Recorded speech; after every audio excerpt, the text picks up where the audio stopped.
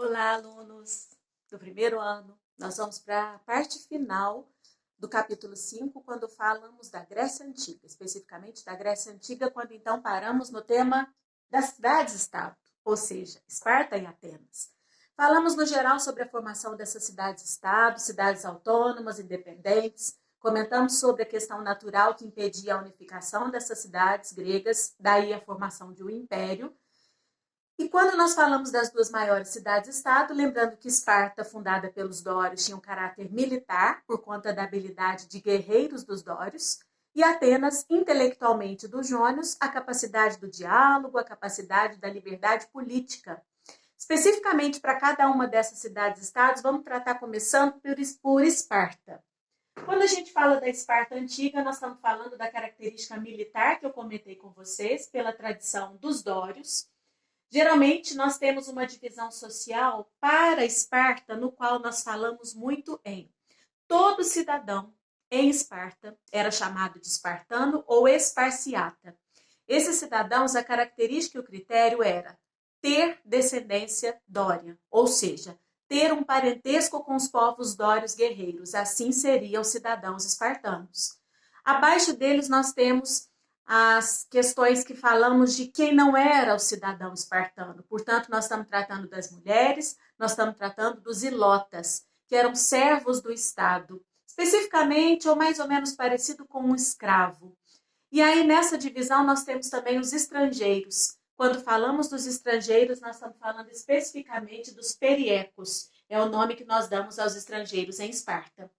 Então, nós temos aqui a sociedade. Identifiquei para vocês quem era classificado como cidadão.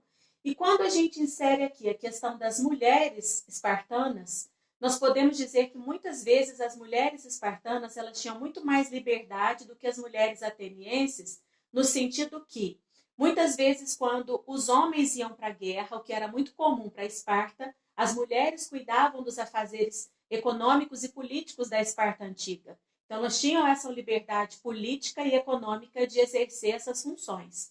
E, ao mesmo tempo, as mulheres em Esparta, elas tinham que serem perfeitas fisicamente.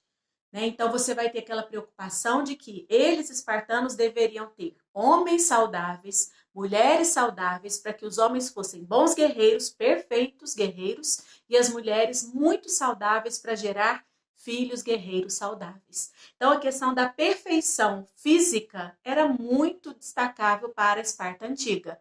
Então, a mulher, a gente pode considerar que ela tinha um pouco mais de liberdade do que as mulheres atenienses, não em questões de valor da mulher, de colocá-la acima do homem, não. Mas ela tinha um caráter de importância, sim, para os espartanos. E aí a gente pode considerar que nós temos aqui qual é a característica política da Esparta antiga. Nós tratamos de um modelo de monarquia, só que na realidade uma diarquia. Eram dois reis em Esparta, sendo que um rei cuidava das tarefas militares e o outro rei cuidava das tarefas administrativas da Esparta antiga. Só que estes monarcas eles eram submissos a alguns órgãos políticos. E no caso de Esparta, a gente vai tratar da Gerúsia, do Eforato e da Ápila. Vocês podem perceber, por essa política espartana, quando nós temos a Gerúsia, o Eforato e a Ápila. Então, nós temos a diarquia, dois reis. A partir desses dois reis, nós temos o Eforato, onde 5 éforos, que eram chefes de governo, eles eram considerados os guardiões das leis espartanas. Então, eles davam as ordens da guerra, eles presidiam a Ápila, que era a assembleia onde os cidadãos aprovavam as leis. E, ao mesmo tempo, você tinha um conselho de anciãos chamado Gerúsia, que vetava ou aprovava alguma lei dentro da Ápila. Então, a Gerúsia é como se fosse um órgão de cidadãos experientes, cidadãos mais velhos. Lembrando que a cidadania para Esparta era a partir de 30 anos, então tinha que ter uma experiência bem razoável, né, para poder ser considerado cidadão. E aí nós temos essas funções aqui. Então, repetindo, revisando, nós temos dentro dessa política espartana poderes de executivo, de legislativo e de judiciário. Então, cabemos a diarquia exercer o poder executivo perante o eforato. Então, os dois caminham juntos. A Ápila era o poder da aprovação das leis, e aí você vai ter a Gerúsia que vai considerar e preparar as propostas de lei que serão discutidas na Ápila. Porém, quem vai escolher e determinar ou vetar é o Conselho de Anciãos, certo? Quando a gente fala de Atenas, nós estamos falando da democracia como característica principal. Não que Atenas de cara já tenha sido considerada uma cidade democrática, não. Ela caminha por alguns passos, ela vai evoluir politicamente, e só quando nós temos um legislador chamado Clístenes, considerado o pai da democracia, é que nós vamos ter a eficiência democrática em Atenas. Porém, com exclusões, certo? Se a gente tratar Atenas, lembrar que os jônios fundaram a cidade ateniense, a parte marítima era muito importante para Atenas, além da intelectualidade, e nós vamos ter os atenienses como sendo cidadãos. Para ser ateniense, cidadão tinha que ser filho de pais atenienses, era um critério determinante para ser cidadão em Atenas. Nós vamos ter os escravos, que podem ser por guerra ou dívida, e os estrangeiros chamados de metecos na Atenas antiga. Quando a gente trata da questão da mulher, ela era totalmente excludente dos direitos de participação política. Então, as mulheres, elas não tinham direitos políticos em Atenas. Logo, não eram cidadãs, ok? Mulheres, escravos e estrangeiros, portanto, coloquei para vocês que não eram cidadãos.